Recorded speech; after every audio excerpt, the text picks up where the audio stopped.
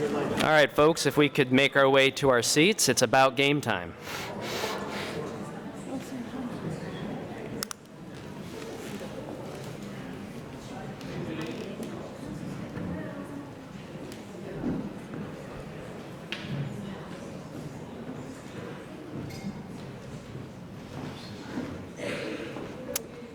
All right, welcome to tonight's program, History of Tourism in Indiana County. And tonight, the Historical Society is grateful to honor the Indiana County Tourist Bureau on celebrating 60 years. So Laura has a couple of thank yous and words to say, and then we're going to get into the meat and potatoes of the presentation. Thank you. Thank you, Jonathan. Hello, everyone. I'm Laura Harrington, Executive Director of the Indiana County Tourist Bureau. And I'd just like to take a few moments to recognize some of our special guests who have joined us here tonight. We have Indiana County Commissioner Shireen Hess,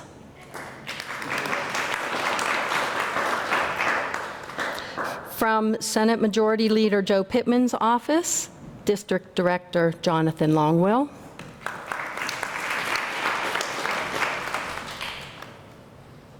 and are there any other elected officials here that I may have missed this evening? I'd also like to recognize our current board of directors. There are a few of them here this evening, and these board of directors represent all sectors of the tourism industry. I personally want to thank you all for your time and talents, and most of all, your support throughout the years. We have Greg Van Horn, President.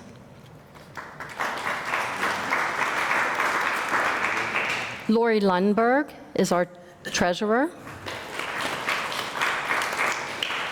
In front of Lori is Rick Fulner, member at large. And Cindy Rogers by Commissioner Hess. Other board members who are not able to be here this evening are Jackie Hathaway, she's our vice president. Larissa Chiney is our secretary. Robin Gorman is on our board, Commissioner Robin Gorman. Neil Steitler, who represents the Smicksburg area. Daniel Lashinsky, who represents the winery industry in Blairsville. Angela Keller represents hospitality on our board. Sam Phillips from the Kovalchik Complex. Dr. Stephen Shiring from IUP. Mark Hilliard with the Chamber of Commerce. And Sam Kenley, downtown Indiana. Are there any, I know there's a former board member here, Joy Fairbanks. I saw you come in. Any other former board members here tonight? Sherry, of course, Sherry Renoski, thank you. And then we have, and I think he's not going to say anything, but Dana Henry, represented on our board for a time.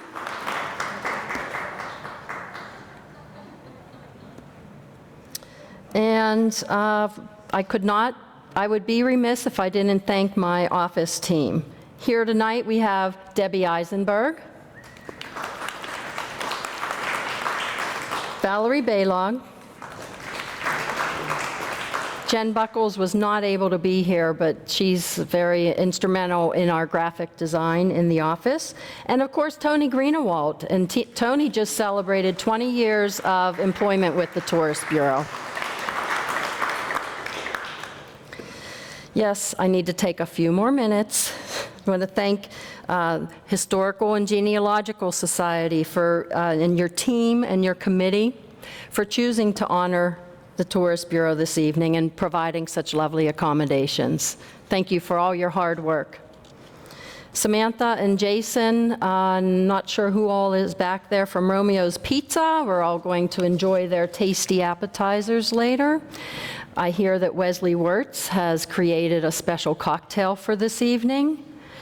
I want to thank Greg Van Horn for providing these beautiful potted Christmas trees, which we'll be using as a giveaway later.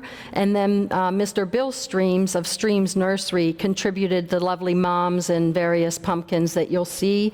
And he has a lot more at his nursery, Streams Nursery, which is on Route 422 in Blairsville, across from Dean's Diner. Stop by and see them. Oh, and then Nancy Krummenacher, and I'm not sure if she made it here tonight, but she made our special treats for our appetite for after our meal this evening. And thank you all for coming. Excuse me. All right, I guess we can get into the program now. So hopefully the new clicker that we got works and the slides will progress properly. We have run into technical difficulties in the past. But so looking at a history of tourism in Indiana County, the best place to start is in the beginning. And Indiana County was not always Indiana County. In the early days, when Pennsylvania was just merely a colony, the land we are standing on now was uncharted frontier. A succession of land purchases and treaties saw this area go from uncharted space on the map to part of Bedford County, then to part of Westmoreland, Northumberland, and Lycoming counties, and then finally, the familiar outline that we know today. And there is the 1817 John Taylor map of Indiana County, very familiar to what we know today. So the earliest inhabitants traversed the many Native American footpaths which crossed through the area, with portions of the territory being used for fishing and hunting. And really, from a tourism perspective, that's not that far off from what some of that land is still used for today, fishing and hunting. So by the mid-1700s, territory surrounding the Conemaugh River was settled and farming commenced. As road and population centers developed, trade and commerce did too. And with long travel times between towns, inns began to pop up to allow safe passage for visitors to this side of the state and beyond. So the first tourists, who would those people have been? The first travelers to the county can hardly be called tourists by the modern definition. However, they did stay at local inns and make purchases from surrounding local businesses. And that's not too far from what people still do today when they visit Indiana County. The hotels were by no means five-star hotels, and the food was, well, really whatever was locally sourced. Although, going to a couple of the restaurants around Indiana County, it appears that that term is starting to pop up on menus again, so maybe it's making a comeback. It took a special type of individual to brave the primitive road system to settle the area, with many lurking dangers. In the early days, there were tales of horse thieves and vicious wild animals. But despite these deterrents, there was something about the rolling hills of western Pennsylvania that brought people to this area, and it still does today. Charles Dickens once famously came through western Pennsylvania on the canal system and passed through Indiana County on its southern sections. He would write fondly about his time in America and western Pennsylvania. Could this be the first case of a five-star review for Indiana County? I don't know. Travelers and dignitaries would continue to visit Indiana County. However, it would be more than 150 years from its founding until a formal authority for tourism for the county was formed.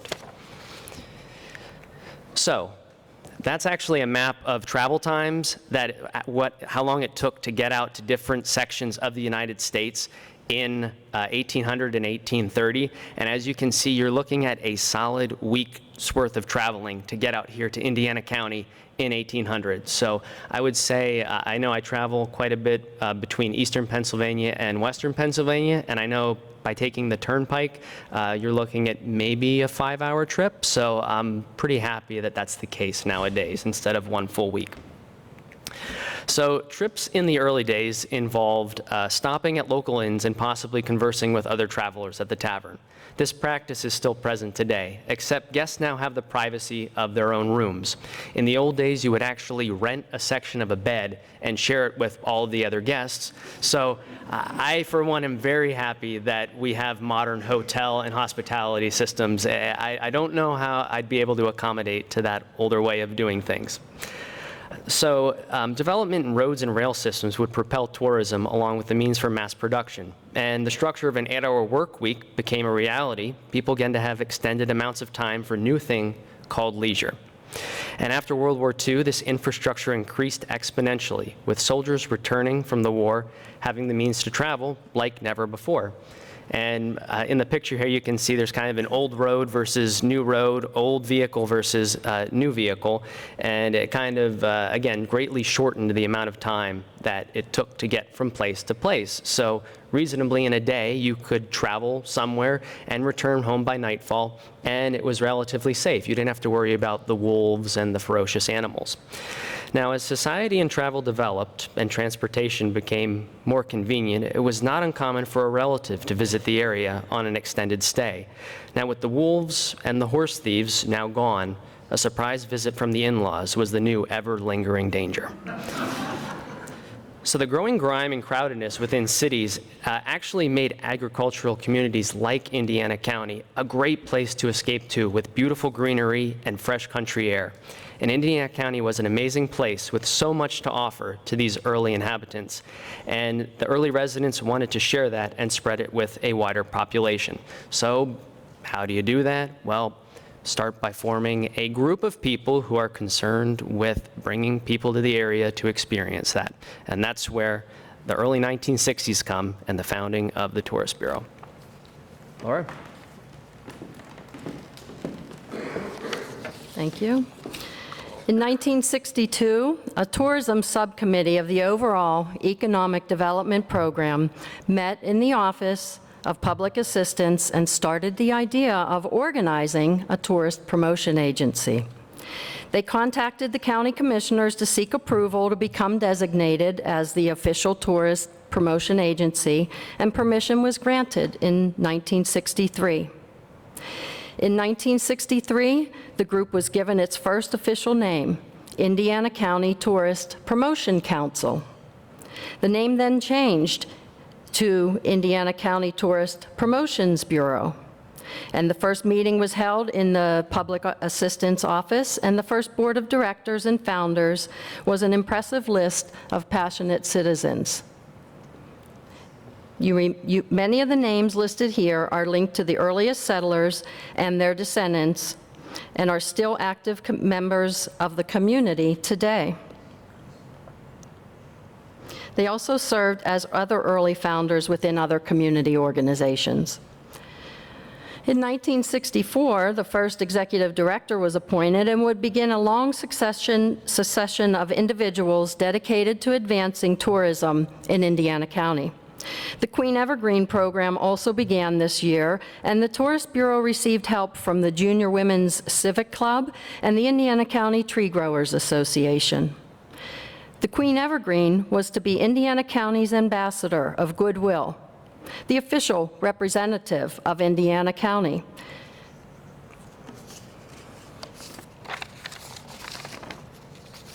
Excuse me. Sherry Renoski served as president of the Indiana County Tourist Bureau Board of Directors in the early 2000s, and she was the Queen Evergreen Committee chairperson for many years. I'd like to invite Sherry to share a bit about the program and just how much it meant to the young women in their court.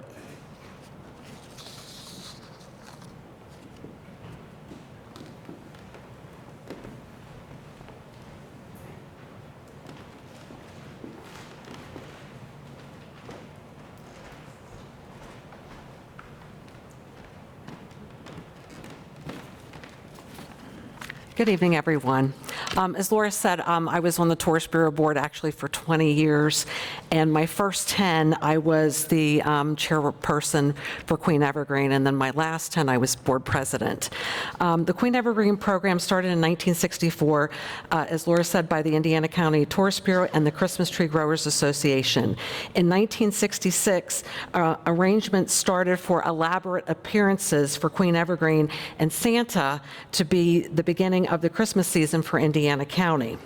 That was the start of numerous appearances through the years of Queen Evergreen at events in Indiana County and regionally. Queen Evergreen was a staple was also a staple going to Harrisburg to light the state capitol tree with the governor. As the chairperson and coordinator of Queen Evergreen Program from '91 to 2000, I chaperoned the Queen and the court to many events, along with other board members and committee members.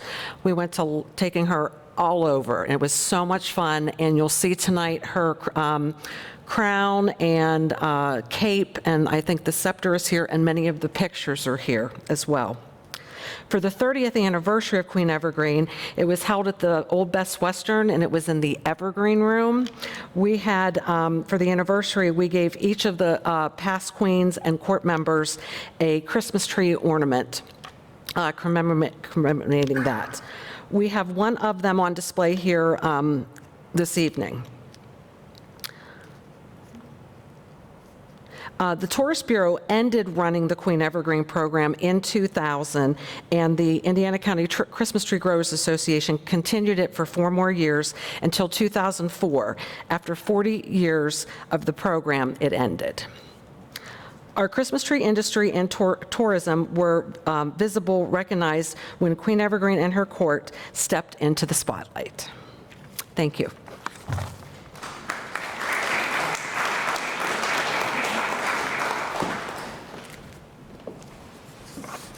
Thank you, Sherry.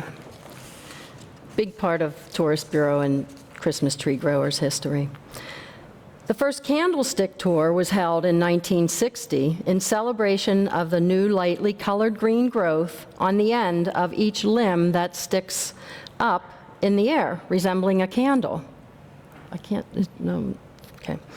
The organized tour was a 35-mile drive which featured Christmas tree plantations throughout Indiana County. Participants can join a group or drive independently. Some years, Jeeps were provided by tree growers, and other years there were coach buses available. This idea developed into a 3-day festival, and in 1963, the first Christmas tree festival was held and featured the candlestick tours. We have a special guest here this evening who's more familiar with this subject. Kathy Myers-Stenman, would you please share some of your memories with our guests?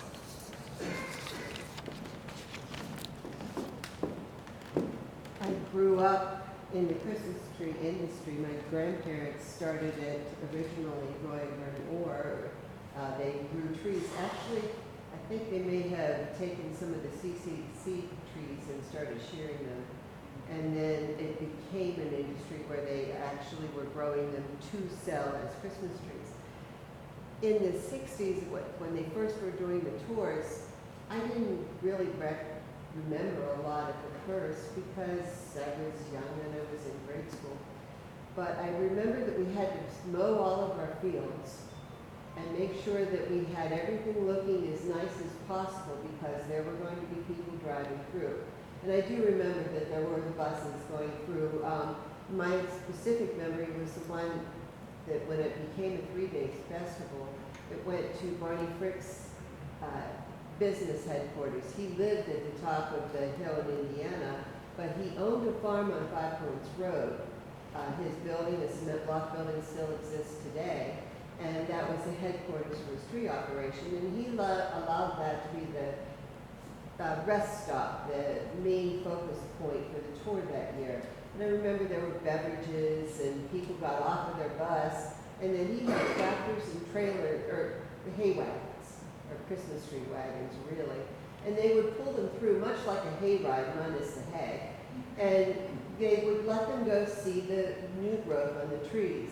I have a picture from my grandparents' photo album of it. You really can't see from the distance, but it's my grandfather holding a candle beside the new growth on the pine tree and showing how much it did look like candles all over the tree. So it really was pretty, and it was a nice vision to see all of these trees with hundreds of trees out in the fields with all of these new growths and candles. Now, having grown up around it, to me it was old hat, that was work. And it didn't seem that impressive to me, and I was totally amazed how many people came to see this new growth on trees that we had growing everywhere, and kind of got tired of seeing it, frankly. But it was pretty neat. It was interesting, and it was a real draw to the area. Unfortunately, the draw for the area was because of the mostly Scotch pine that most of the growers grew. There were a few other varieties of pine, but Scotch was predominant. But unfortunately, Scotch pine, every disease known to trees wants to attack them. And a lot of the growers decided to look at other varieties. And from my grandfather, he started to plant blue spruce. And now, today, many growers grow fir. The new growth doesn't look as spectacular as the pine, and it really doesn't look like a candlestick. So I think that's probably part of the reason that the candlestick tour waned. That and its TV took over, and there were so many more interesting opportunities other than to go look at the growth on new trees. I think that probably contributed to it, but it was very, very popular. It was very enjoyable to be part of it.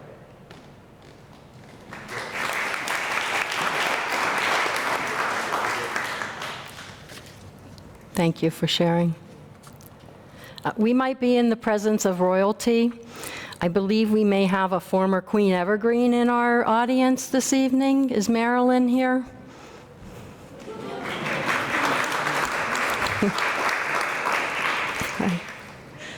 Thank you for coming this evening.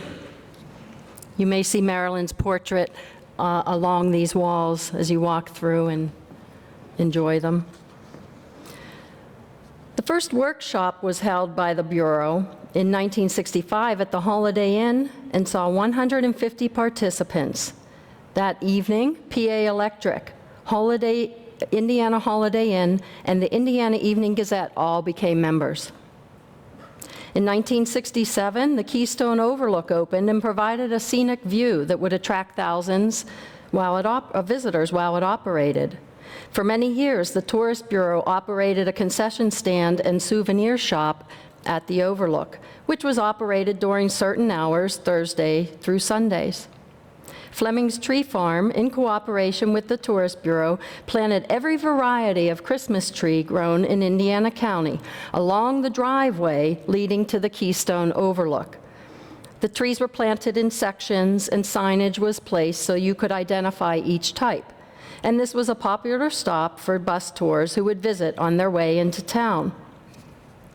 The Tourist Bureau closed out the decade by starting the Ambassador Award, recognizing a local business, person, or organization who brought Indiana County to the forefront and attracted tourists to the area.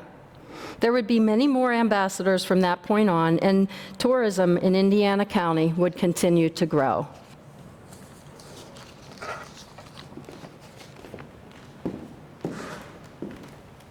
All right, so now we move into the 1970s.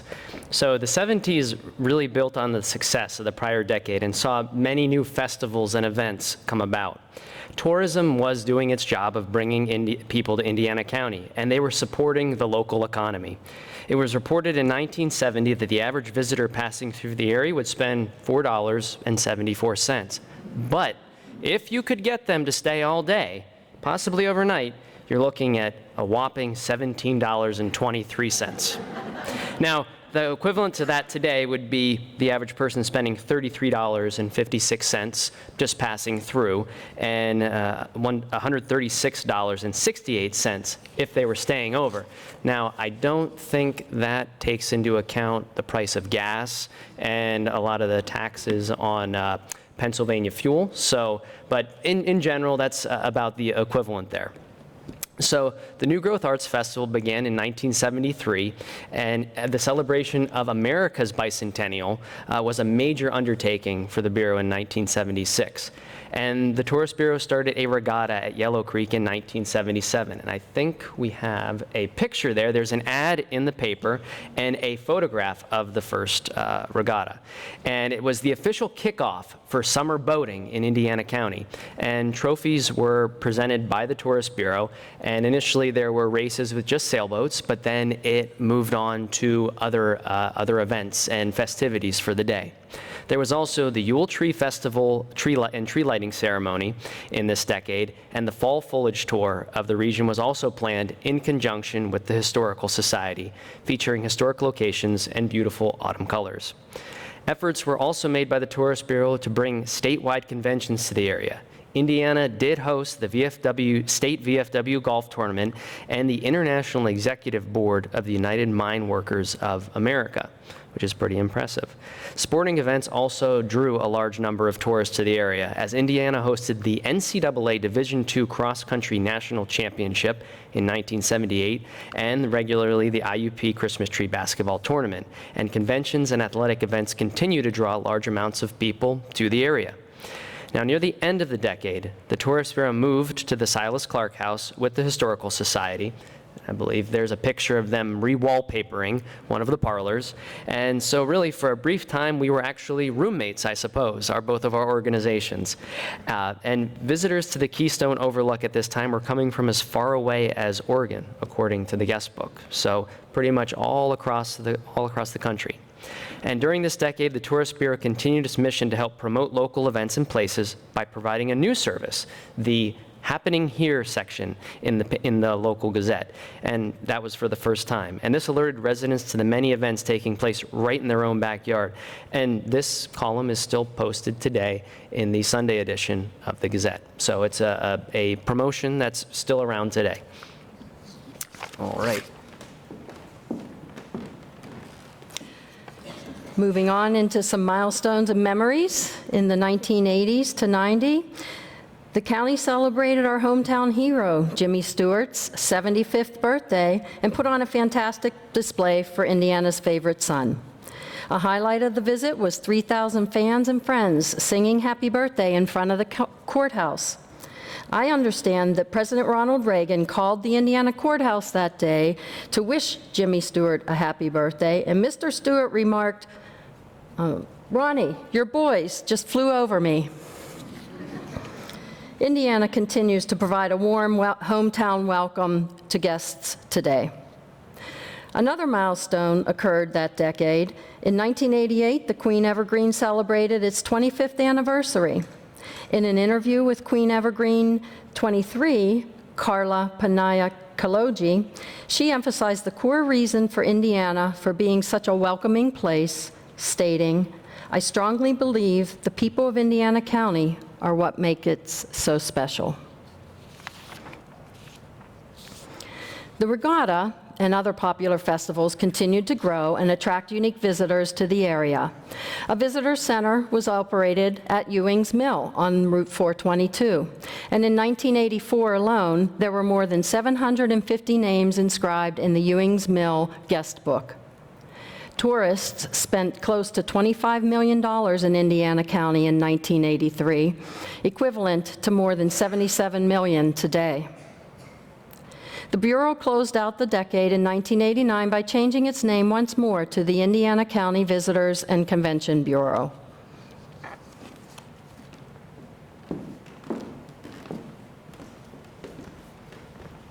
All right, so now we're moving on to the 1990s, and it's a little fuzzy for me. That's about when I was born, so all these details are, but yes. So after a short bout as the Visitors and Convention Bureau, the name of the organization was shortened back to the Indiana County Tourist Bureau in 1993. Now, $20 million was spent on tourism in Indiana County during that year, which was down slightly from the previous decade. But despite this lull in traffic, in 1995, 2 Indiana County trees actually adorned the governor's mansion, showcasing the quality of trees that were grown in Indiana County. The It's a Wonderful Life Committee of the Indiana County Tourist Bureau was influential in various programs in the 1990s, such as the Festival of Lights at Blue Spruce Park, which started in 1992. Christine Brownlee, executive director at the time, borrowed a familiar quote, "Build it and they will come." And they did for 23 years. The estimated attendance in 2014, the last year of the Festival of Lights, was 5,569 vehicles, roughly 18,000 people, and at $3.25 a car. Imagine that. So in 1993, Indiana County hosted the original cast members of the It's a Wonderful Life film, and it was also the decade that the film itself would celebrate its 50th anniversary. A year after the opening of the Jimmy Stewart Museum, a tremendous boost to tourism in Indiana County occurred. The museum has recently gone through several upgrades and renovations and continues to draw fans from all across the country and beyond. During the 1990s, the office of the Bureau moved around quite a bit. First, it was at 827 Water Street, first floor, Courthouse Annex. Then in 1990, it was off to 93. The office moved to the basement of the Chamber office on Philadelphia Street, and finally ended a little closer to home in the Indiana Mall near where the Kmart was standing at the time.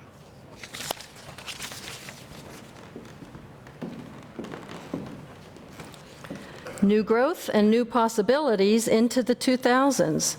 According to a newsletter written in 1998, extraordinary changes occurred for the Bureau that will affect it for years to come. The changes were referring to the passage of the room tax legislation, which allowed the Bureau to grow its staff but also increase its advertising reach. The Jimmy Stewart Girl Scout patch was developed, and which requires scouts to visit various Indiana County historical, cultural, and recreational sites. Members of the East Pike Girl Scout Troop 862 were the first to complete the requirements of the badge. And seen here is Director Christine Brownlee awarding that award. The Tourist Bureau implements in this decade a new regional marketing program to encourage more visitors to come from outside the county. And tourism in the county rebound from the previous decades and nets $74 million in 2000, nearly $132 million in today's money. Indiana also hosted the Pennsylvania Downtown Center for their statewide conference. The opportunity to head the county's bicentennial celebration in 2003 was extended to the Indiana County Tourist Bureau by the then commissioners Bernie Smith, Randy Degenkolb, and Bill Shane. In 2001, the commissioners adopted the proposed plan, and according to records, no fewer than 200 people were involved in various facets of this planning process. There are several here this evening who were instrumental in the planning and execution of the bicentennial celebration. Let us know if you would like to share anything about the exciting project. I won't put you on the spot, but would you mind if I recognize those that I am familiar with that was involved in the bicentennial? Anyone mind? Do you want to raise your hand? Tony Greenewalt, I know that you drove a vehicle around the county with promotional materials with then director Jonathan Longwell. And I know that Joy Fairbanks was extremely instrumental in the planning, as well as Sherry Renoski, some of your Historical and Genealogical Society committee, perhaps some of you sitting here. Raise your hand if you were involved in that planning process for the bicentennial. All right, I lied a little. I'm not going to put you on the spot, but I might sign you up to help us for our America 250 celebration. Yes, Joy. Make a comment right now while I'm talking about that. The one project I'm so proud of, and the fact that the Historical Society has kept it on display all this time. Each one of these came from one of our high schools, and it was a project that have remained here. It's a really wonderful project.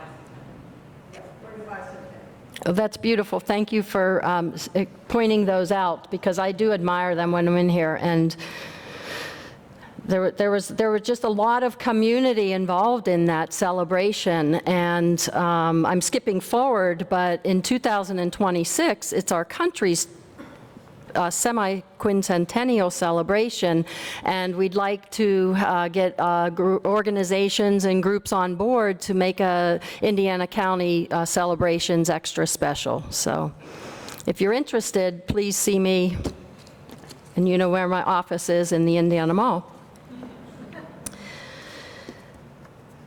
I do know that there's a time capsule that was secured that year on the Historical Society's ground, and I believe that it's slated to open in 2053. Okay. Christmas in July at Idlewild, in a partnership with the Christmas Tree Growers Association, began in 2004, and it continues today as well.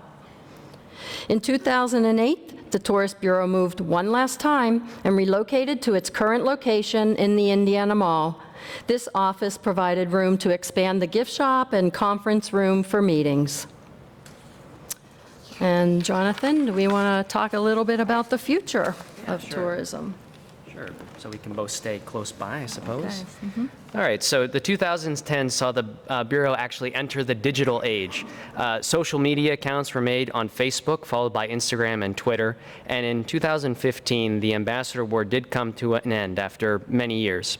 However, the Pioneer Award was developed in 2023 and was presented to the family of Silas C. Streams, a pioneer in the Christmas tree industry. The Tourist Bureau celebrated 50 years with a spectacular celebration in 2013 at the Rustic Lodge. This community collaboration that we've touched on and talked about continues with the affiliates of the Center for Economic Operations, and in 2017, when there was yet another increase to the percentage of the room tax, a grant program was developed. And the purpose of this grant program is to support events that will increase tourism, business, and economic growth, and overall benefit the quality of life in Indiana County. Specifically, those events that will include overnight stays at our lovely lodging facilities are preferable. From the beginning of that grant program, we proudly have distributed, as a group from the Center for Economic Operations, over $500,000. Go ahead. So we can all look forward to the 2026 when our county celebrates our semi-quincentennial. Please begin thinking about how you can get on board and help to make that year one to remember. All right, so various events and festivals continue to develop and grow, with new ones popping up all the time in Indiana County. And tourism in Indiana County is more visible than ever before. And the spirit of believing in what Indiana has to offer was there at the founding of this great organization, and it's still there today. And it does go to show that it proves that it is a wonderful life in Indiana County. So at this time, if anyone has we're going to open up the mic. If anyone has additional stories they'd like to share about the Tourist Bureau, you're welcome to come up and share that so that we can, I guess, reminisce. Any takers?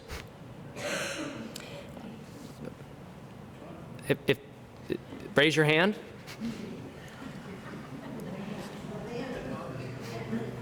Was that a no? I guess I will say, since his name comes to mind, Oh. bicentennial truck, I hope it's buried somewhere very deep. Oh. Several of us, I was glad we had cell phones at that time, because that truck, while it was a great ambassador tool for the county during the bicentennial, the goal was to have it actually moving down the highway and not stop broken down on the side of the road and having people waving at you as they go. I did think of that. So, but I will say thank you for putting this together. This was a wonderful opportunity just for me to reminisce, not only during my time with the Tourist Bureau, but the time leading up to that and where it's come from since. Thanks. Thank you.